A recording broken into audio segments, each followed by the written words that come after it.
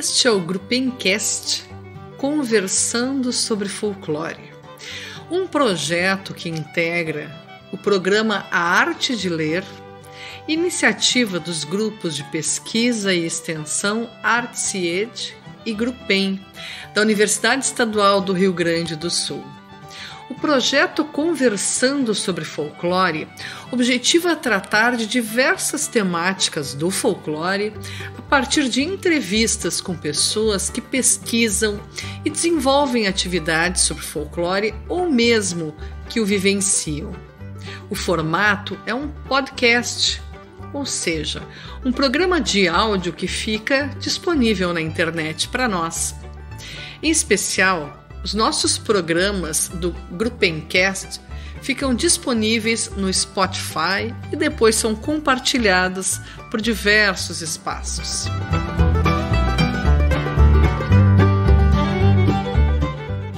Neste, que é o nosso primeiro episódio, teremos a satisfação de conversar com a professora Paula Simon Ribeiro, um verdadeiro ícone dos estudos do folclore, e não somente do Rio Grande do Sul, mas também do Brasil.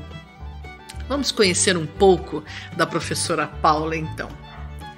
Paula Simon Ribeiro é graduada em Artes Plásticas pela Universidade Federal do Rio Grande do Sul. Ela possui pós-graduação em folclore pela Faculdade de Música Palestrina de Porto Alegre.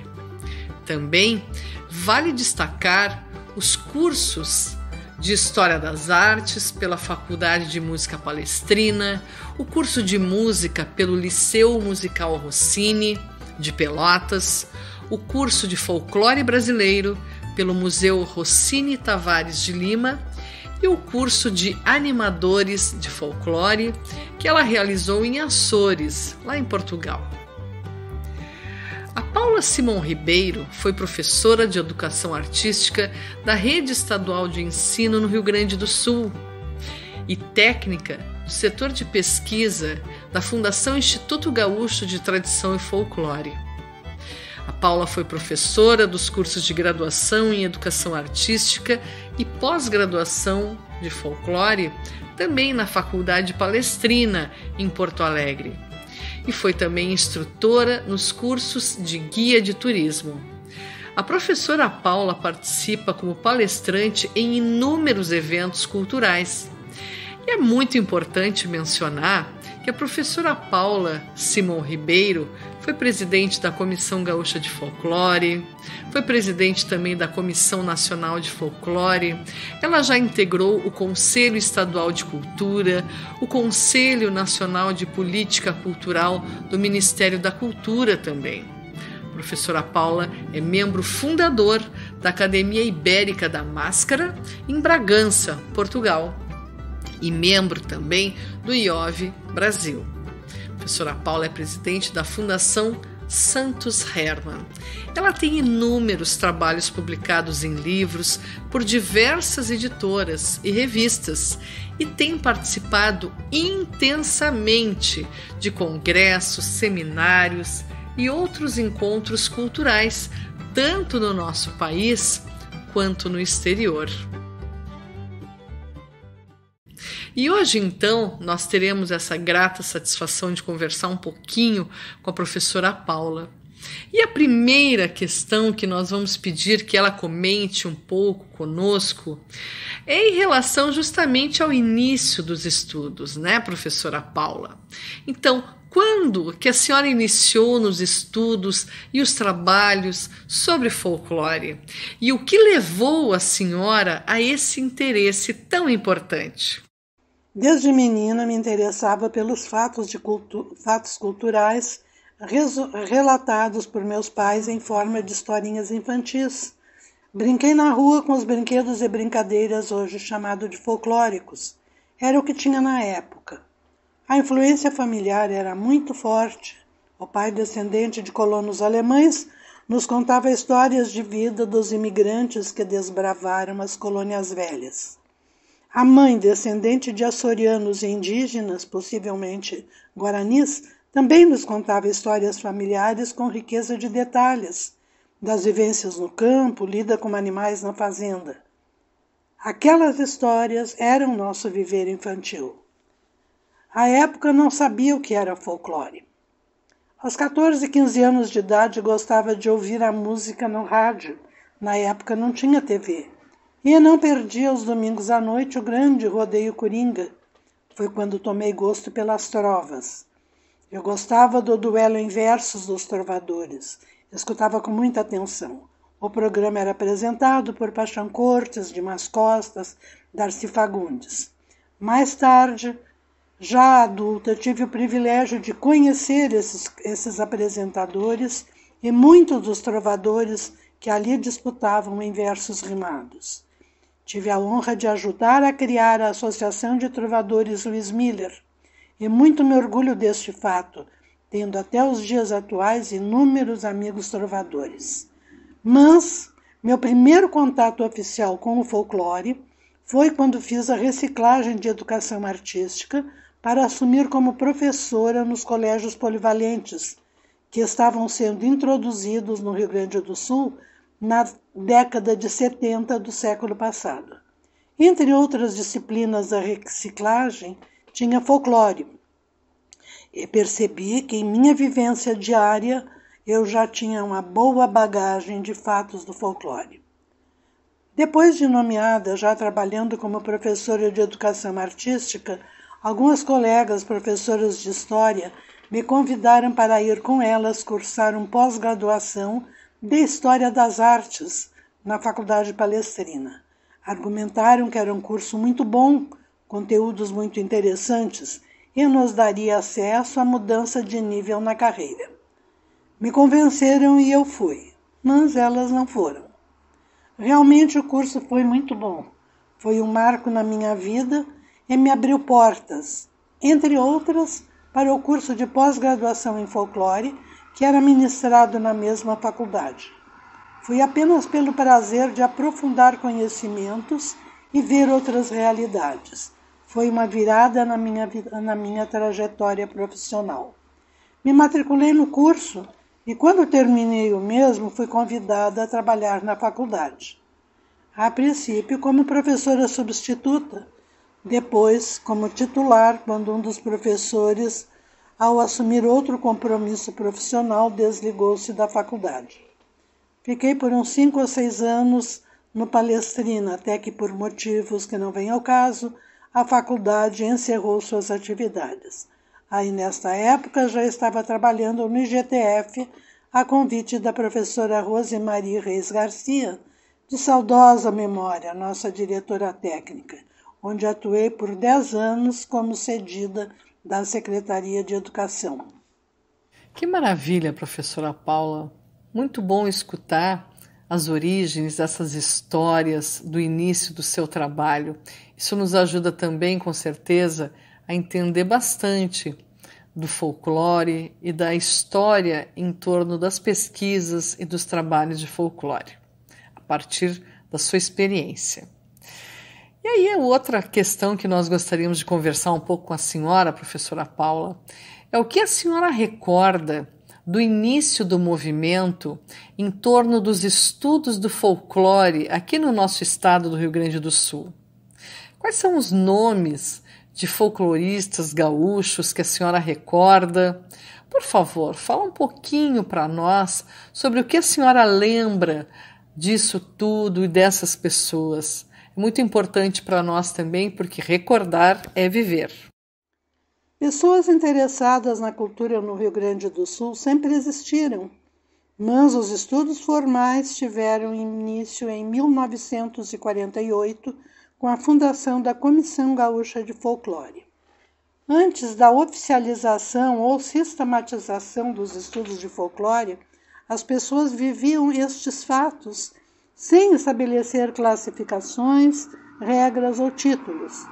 Por exemplo, nas festas no interior, as pessoas se divertiam de diversas maneiras. Durante uma corrida de cancha reta, outro grupo jogava o jogo do osso, voltava. Num outro grupo, trovadores cantavam seus versos, e isto desde sempre. Ninguém dizia que aquilo era fato folclórico. Conheci muitas pessoas que posteriormente vieram a ser os grandes folcloristas, mas que na época, antes da comissão, do IGTF, do Palestrina, eram curiosos que observavam, prestavam atenção aos fatos culturais que os rodeavam.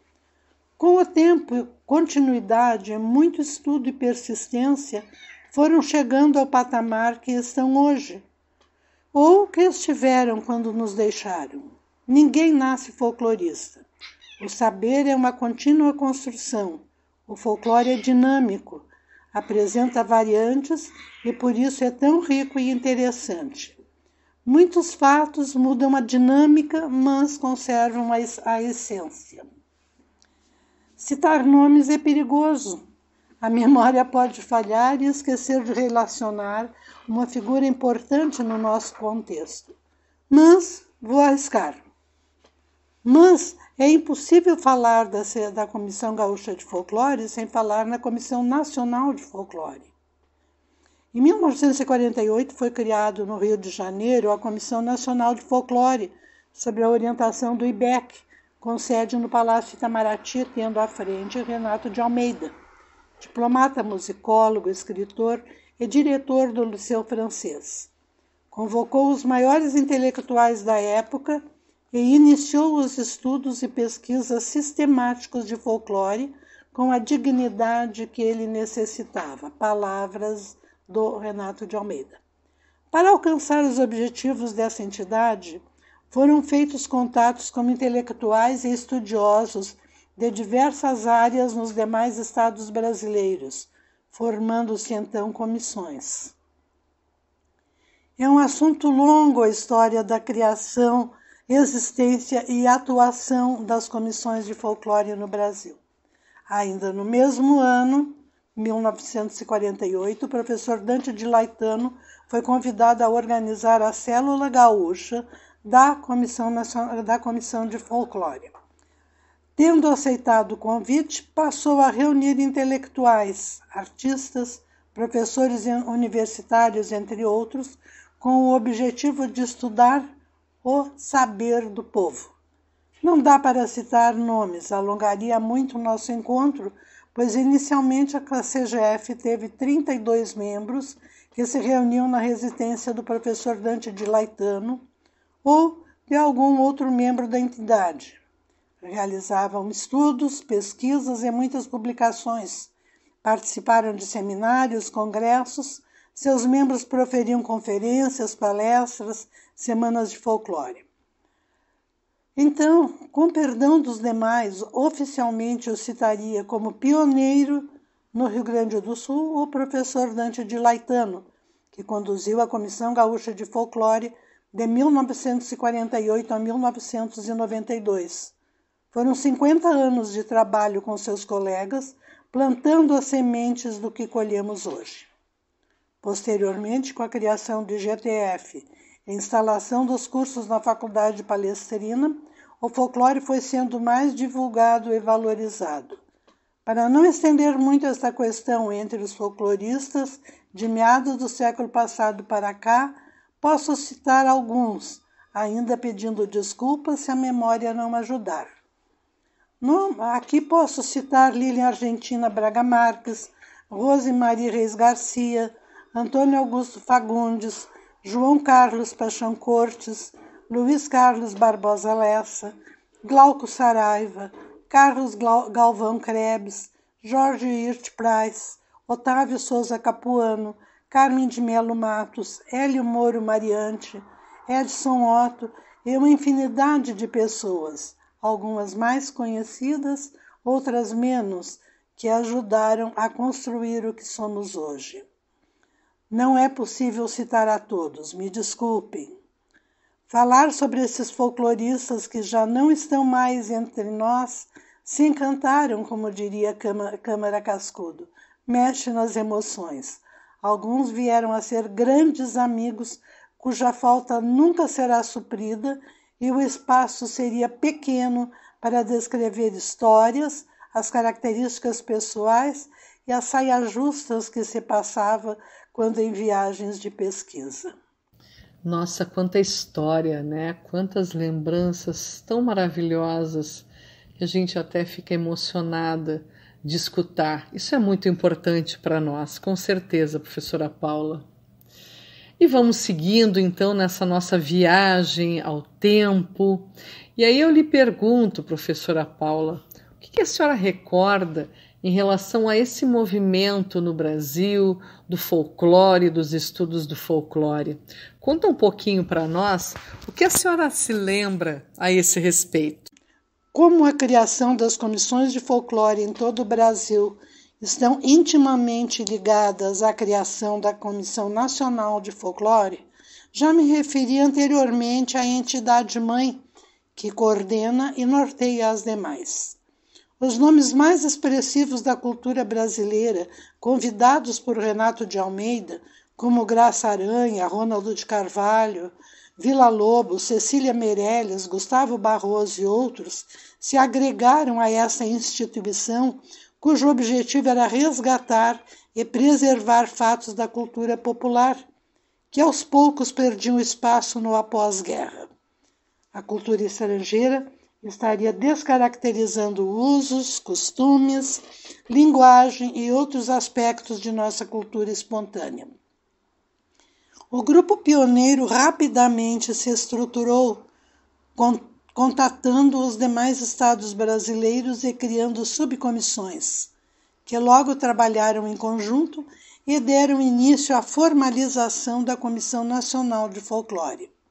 E em 22 de agosto a 31 de agosto de 1951, foi realizado o primeiro Congresso Brasileiro de Folclore no Rio de Janeiro. Houve ampla divulgação e participação de representantes de diversos estados, inclusive uma delegação do Rio Grande do Sul. Neste congresso, respeitando as recomendações da Unesco sobre a salvaguarda do folclore, foi apresentada, estudada e aprovada a Carta do Folclore Brasileiro, na qual eram definidos os objetivos, conceituação, metas e etc., tendo em vista o alinhamento de condutas metodológicas em relação ao tema em questão.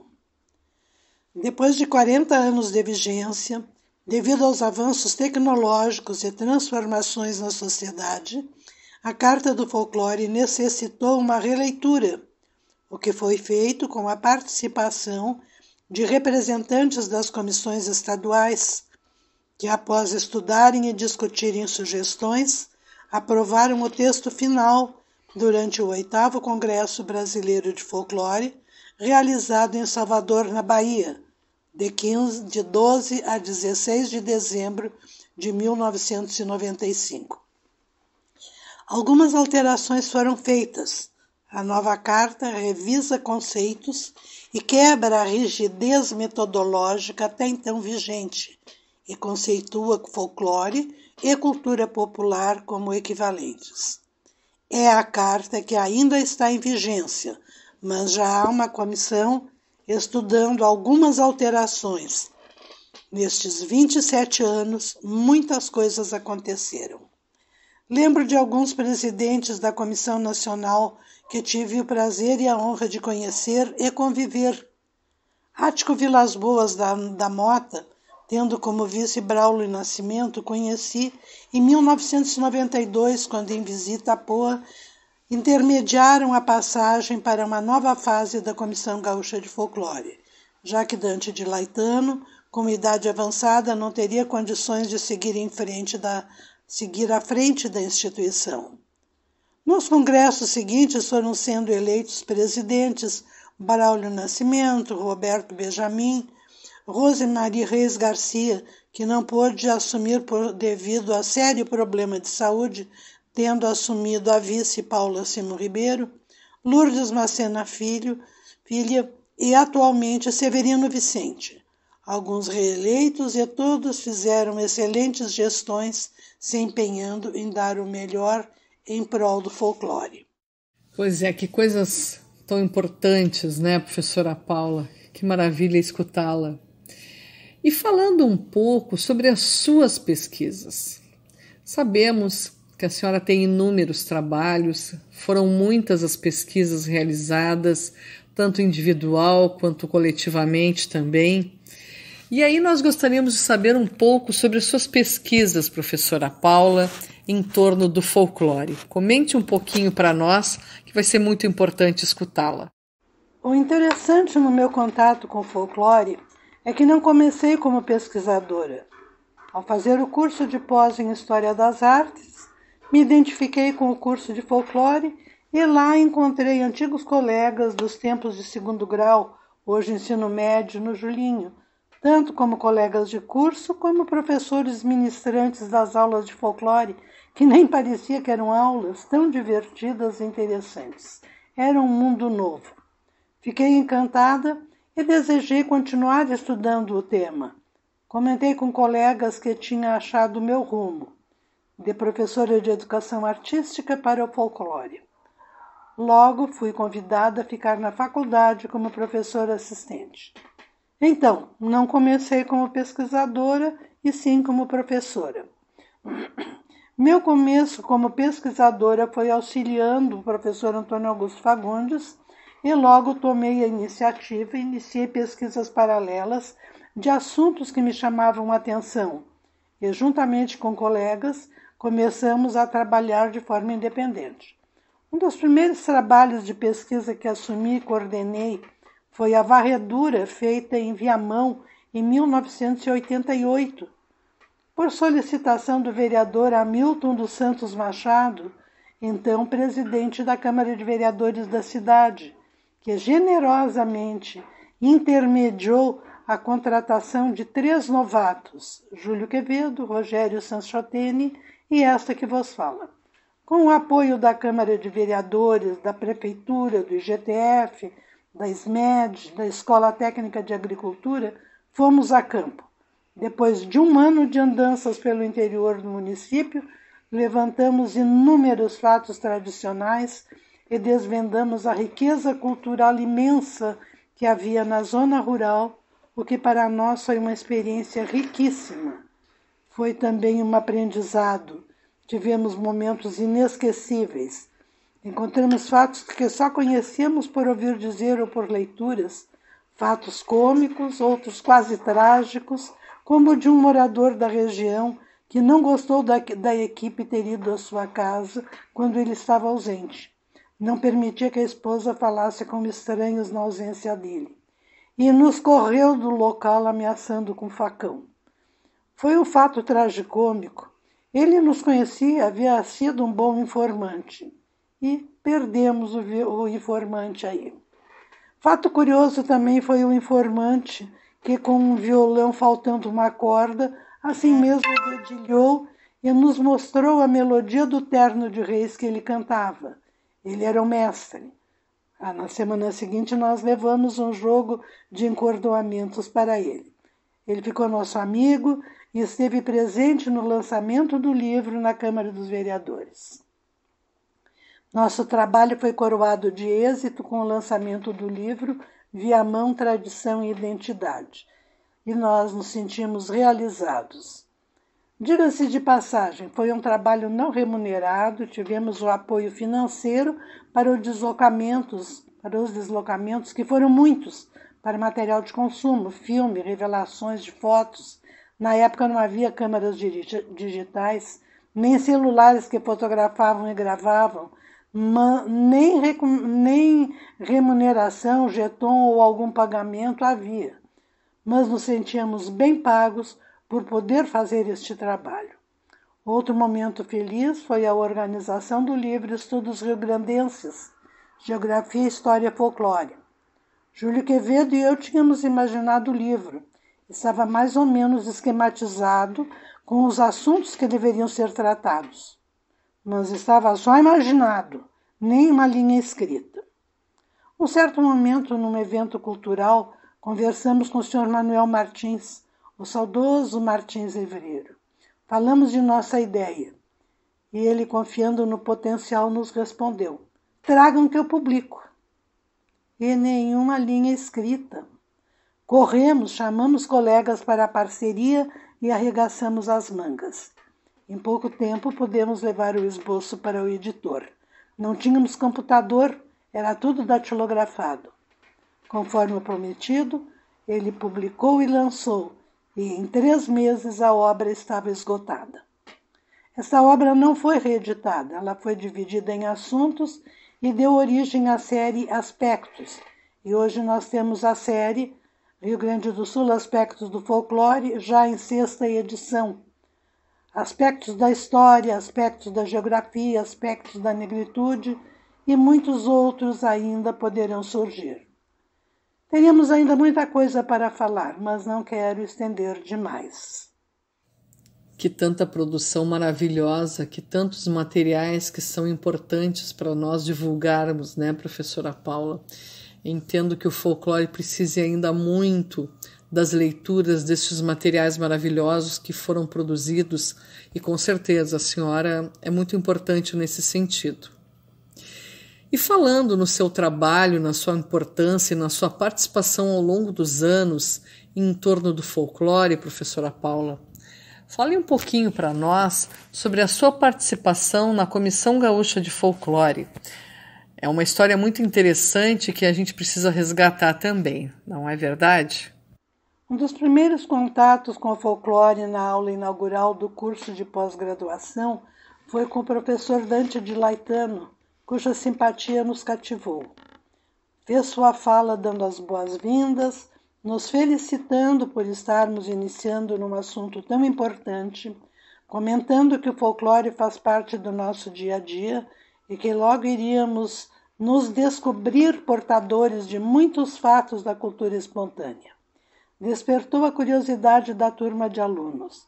Falou também da Comissão Gaúcha de Folclore que ele presidia e que talvez no futuro algum dos alunos pudesse vir a integrar a Comissão Gaúcha de Folclore, quando tivesse seus trabalhos publicados, nos deixando bem claro que para participar da entidade havia condições.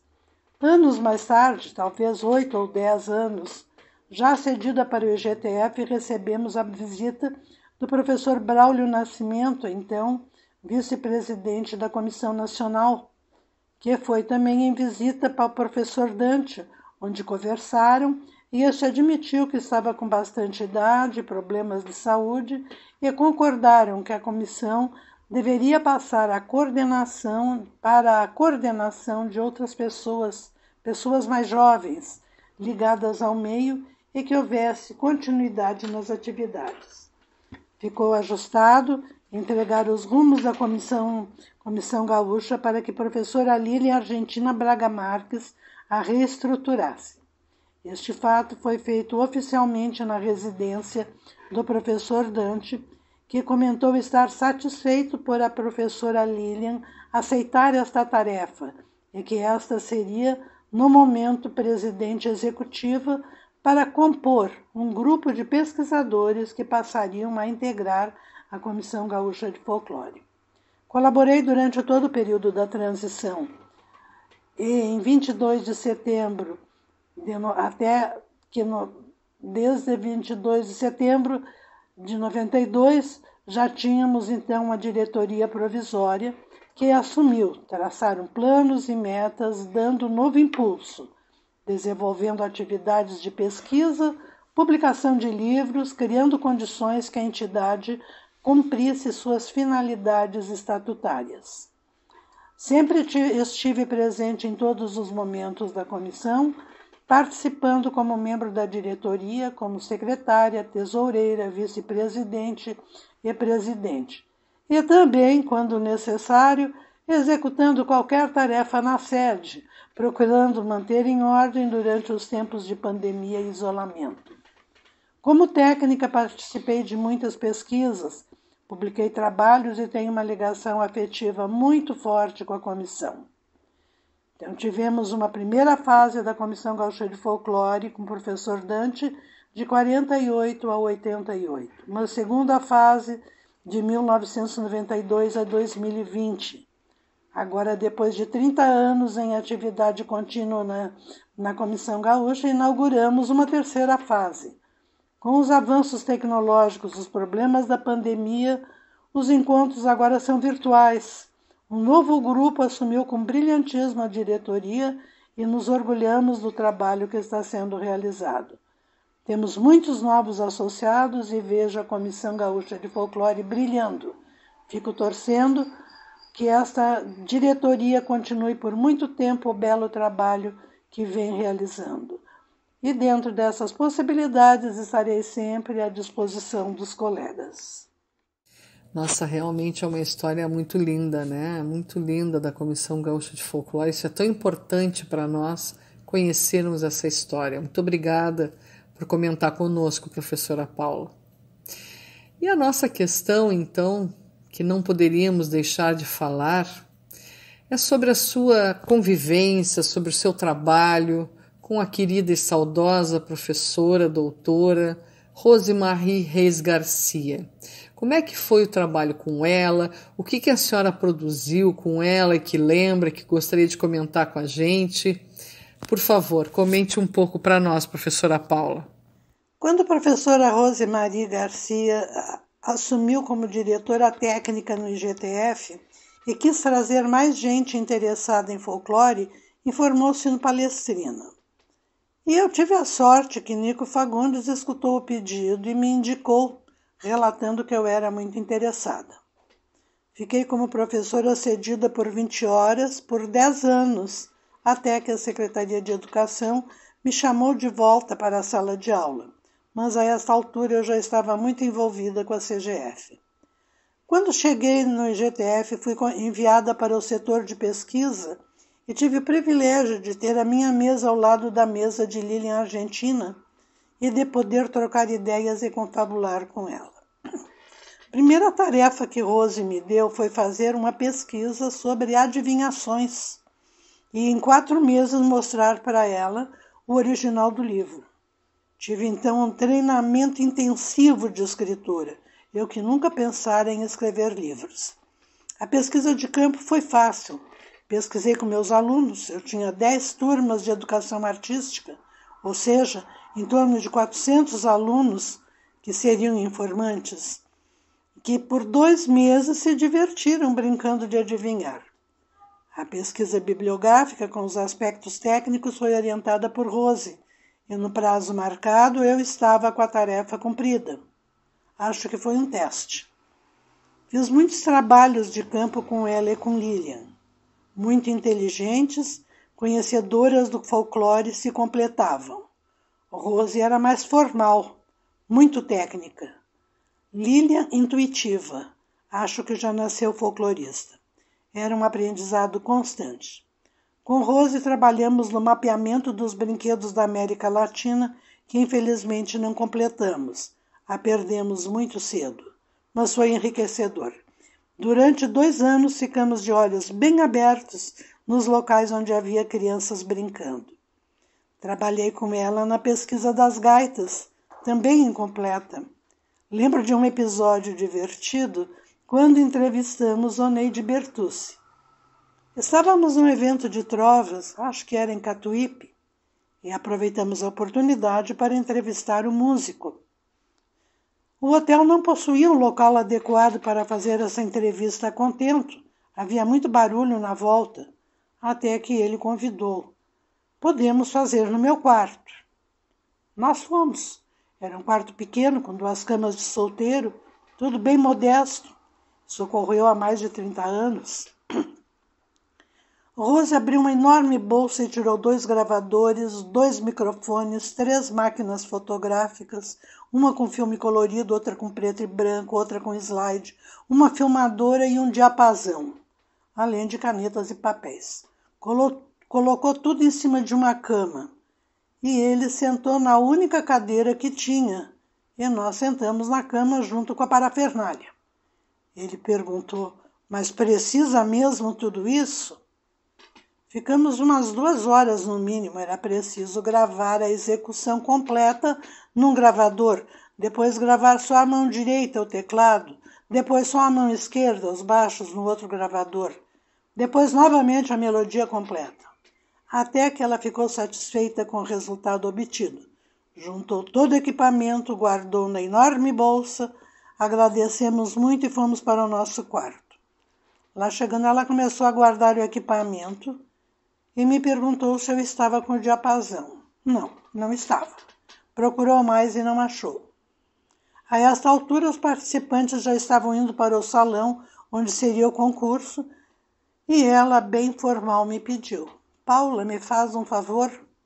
Vai no salão, procura o Oneide e pergunta se não deixamos o diapasão na cama dele. Sim, Rose, já estou indo. Caminhei uns passos e voltei. Rose, será que pega bem fazer essa pergunta em público? Pesquisamos também em Tainhas, um projeto envolvendo os membros da comissão. Fomos em umas 10 pessoas e fizemos todo o trabalho de campo, fizemos a varredura, mas a análise de dados não foi possível terminar. 3 dos envolvidos na pesquisa partiram muito cedo: Rose, Lilian e Jorge Praz. As fotos estão guardadas na sede, mas as anotações cada um ficou com as suas. Agora é pensar em outros projetos e outras metas. Ai, professora Paula, que maravilha! Todas essas suas colocações, seus comentários e principalmente nos compartilhando conosco as suas lembranças tão importantes, né? Pensando então em tudo que a gente falou nessa nossa conversa de hoje, professora Paula, gostaria de comentar alguma coisa a mais para a gente, nos inteirar de tantos desses acontecimentos? Comente alguma coisa a mais que a senhora gostaria de falar e que eu, porventura, não tenha lhe perguntado. Sim, gostaria de agradecer a oportunidade de participar desta programação. Falar de folclore é muito gratificante e neste encontro foi emocionante recordar passagens e fatos da minha trajetória profissional, do aprendizado com Rose, Lilian e outros, da ligação de carinho que tivemos entre os associados da Comissão Gaúcha de Folclore. Presto minha homenagem aqui àqueles que partiram, que foram os baluartes na condução dos rumos da nossa homenagem, da nossa entidade. Homenageio os que agora, com novas tecnologias e com novas ideias, levarão à frente a nossa Comissão Gaúcha de Folclore. Muito obrigada. Sucesso para vocês.